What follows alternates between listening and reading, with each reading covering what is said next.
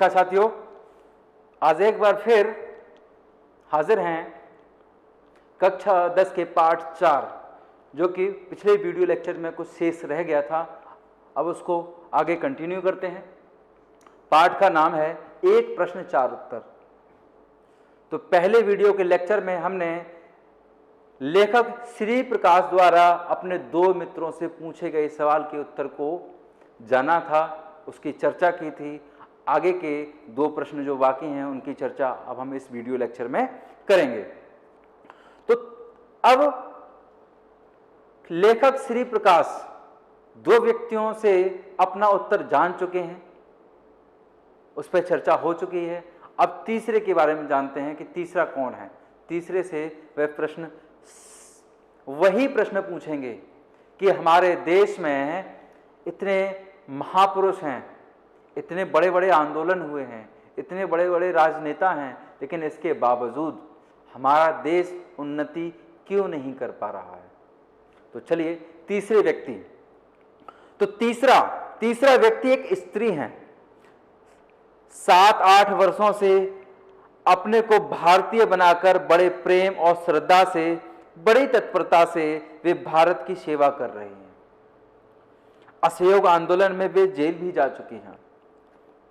कई कारणों से भारतीयों का निकटतम अनुभव उन्हें कई कार्य क्षेत्रों में हुआ। उन्हें ऐसा अवसर प्राप्त हुआ जहां की वो भारतीयों के काफी नजदीक रहीं, काफी निकट रहीं, जहां उनसे अनुभवों को प्राप्त किया। उनको भी मैंने घेरा, उनको भी मैंने वही प्रश्न पूछा। उनका उत्तर था, तुम लोग बड़े आलसी हो। उन्होंने उत्तर दिया कि तुम लोग बहुत आलसी हो, लेजी हो। अर्थात हम लोगों में श्रम का महत्व को नहीं पहचाना। हम लोगों ने श्रम के महत्व को नहीं पहचाना। मेहनत करना तो हमने मरभक्कों का काम समझ रखा है। यहाँ का व्यक्ति, भारत का व्यक्ति मेहनत करना, मरभक्कों जो भूखा मर रहा हो उसका कार्य समझ रखा है। मतलब कोई भूखा मर रहा हो तभी मेहनत करेगा, वरना नहीं करेगा। बड़े लोगों का काम को केवल बैठे रहना, बड़े लोगों का कार्य केवल बैठकर कार्य करना है, केवल बैठे रहना है। हम भूल गए कि संसार में जो बड़े हुए हैं वे सब अथक परिश्रम ही रहे हैं।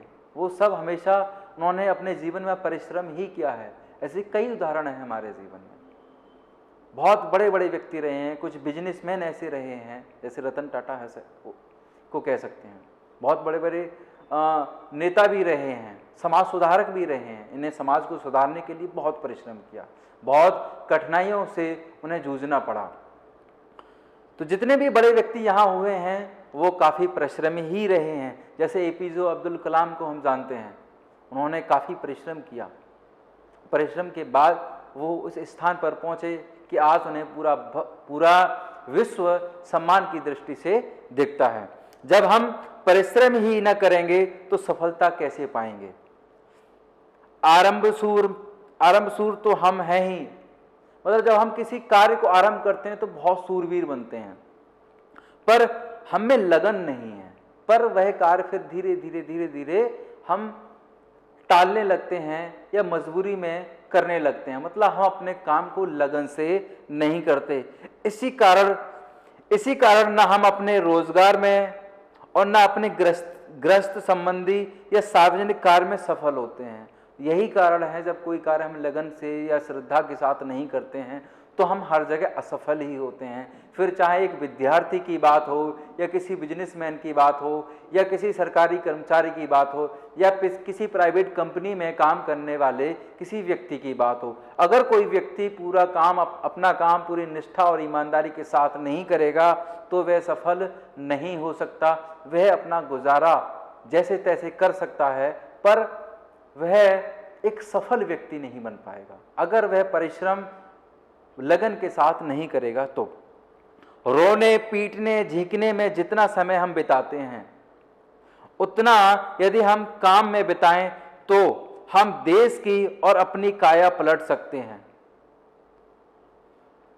हम बहाने बनाने में जितना समय व्यर्थ करते हैं, स्पेशली मैं कहूँगा ऐसे व्यक्ति जिनको कोई काम सौंपा जाता है और आलस के चलते वह कार्य नहीं करते और दोषारोपण करते हैं किसी अन्य व्यक्ति के लिए, किसी अन्य व्यक्ति को दोषी ठहराते हैं।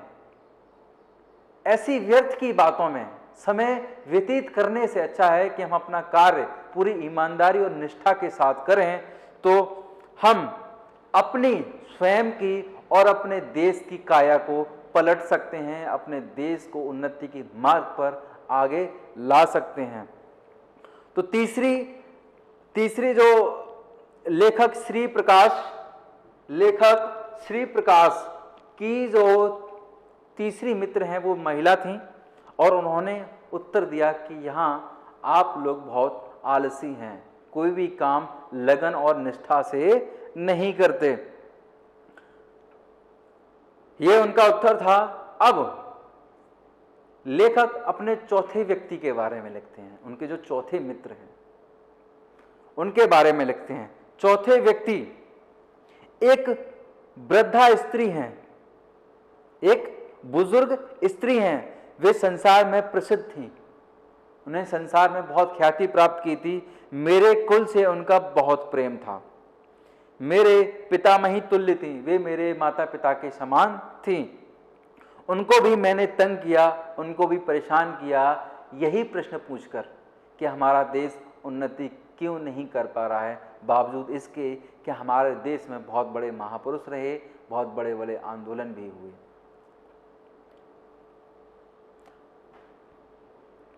लेखक ने उनसे कहा कि आपने तो अपने 40 वर्ष हमारे देश की विभिन्न प्रकार की सेवाओं में लगा दिए हैं, आपको बतलाना ही होगा कि हमारा देश का क्या दोष है जिससे हमारी उन्नति नहीं होती।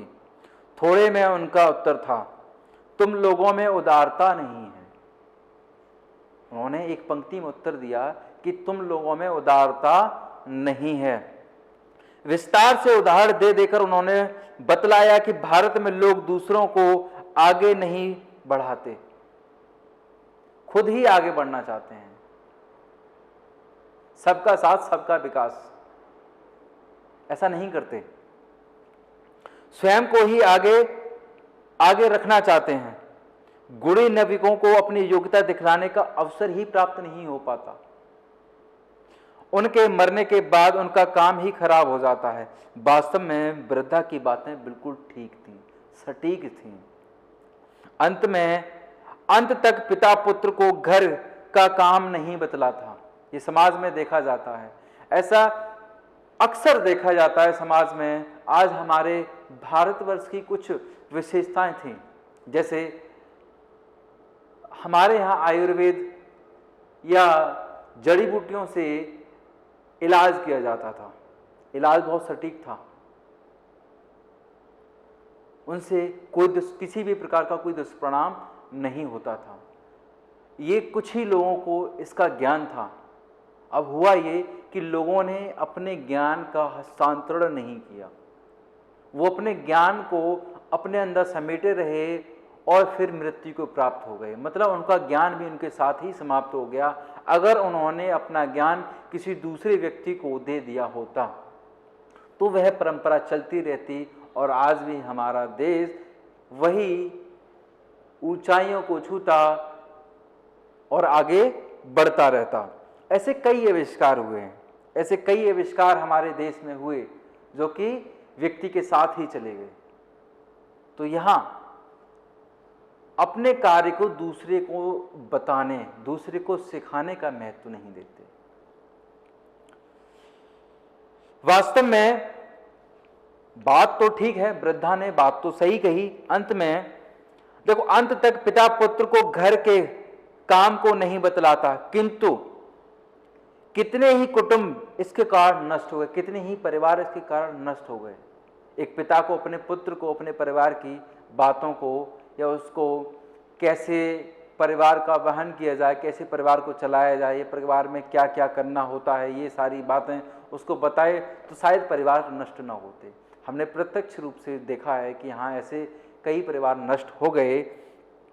बड़े बड़े गुणी अपनी विद्या साथ लेकर मर गए। इसी कारण कितने ही वैज्ञानिक आविष्कार, औषधियां आदि लुप्त हो गई। इसी वजह से यहाँ बहुत बड़े बड़े आविष्कार भी हुए थे भारतवर्ष में, औषधियाँ भी थीं, हर बीमारी की औषधि थी, लेकिन लोगों ने अपने ज्ञान का हस्तांतरण नहीं किया, अपने ज्ञान को फैलाया नहीं, और ऐसा ज्ञान उन व्यक्तियों के साथ ही समाप्त हो गया।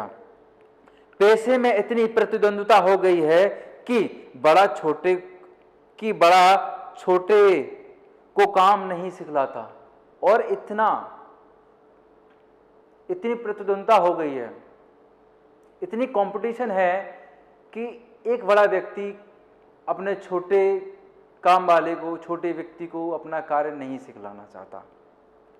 सार्वजनिक जीवन में तो इतना घृणा दिखाई देती है, सार्वजनिक जीवन जो है समाज में बहुत ही घृणा दिखाई देती है कि चित्त व्याकुल हो जाता है, हृदय काफी परेशान हो जाता है, काफी दुखी हो जाता है, क्योंकि ये क्या समय, क्या वक्त है, ये कैसा समय आ गया है जहाँ कोई किसी को अपने अनुभवों को नहीं बताना चाहता, उसने जो सफलता हासिल की है उसके सूत्रों को नहीं बताना चाहता। ये प्रतिद्वंद्विता ही है, ये द्वेष की भावना है, ये घृणा होती है। कितना काम बिगड़ता है इसकी तरफ कोई ध्यान ही नहीं दिया जाता। इससे हमारा बहुत बड़ा नुकसान हुआ है, काफी कुछ हमने पीछे छोड़ दिया है, काफी ज्ञान हमारा समाप्त हो चुका है। जिन लोगों ने कई प्रयोग भी किए, प्रयोगशाला में बहुत प्रयोग भी किए, कई कारणवश उन्होंने अपने ज्ञान को किसी दूसरे को सौंपा नहीं, औषधियों का ज्ञान किसी को दिया नहीं, ये सभी तो इस चीज़ की, ये चीज़ हमारे समाज से धीरे धीरे खत्म होती जा रही है। ये चौथी व्यक्ति जो हैं वो बड़ी वृद्धा थी, उनका ये उत्तर था।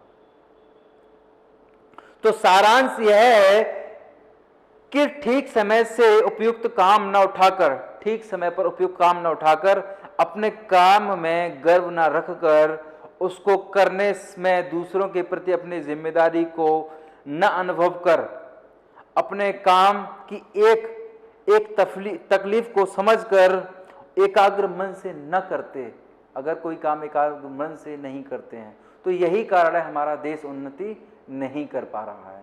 अगर इन चारों व्यक्ति द्वारा बताए गए उत्तर का समाधान हम कर लेते हैं, जो समस्या उन्होंने बताई हैं, चार व्यक्तियों ने जो समस्या बताई हैं, अगर उसका समाधान हम कर लेते हैं तो हमारा देश उन्नति की मार्ग पर दिन दूनी रात चौगुनी तरक्की करने लगेगा।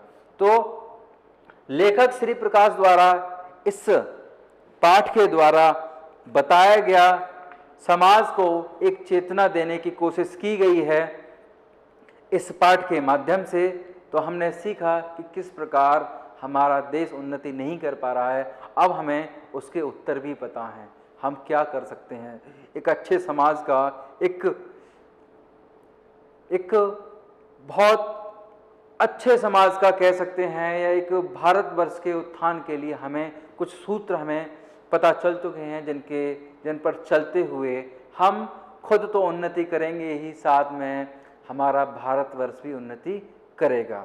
तो यहाँ पाठ समाप्त होता है। धन्यवाद।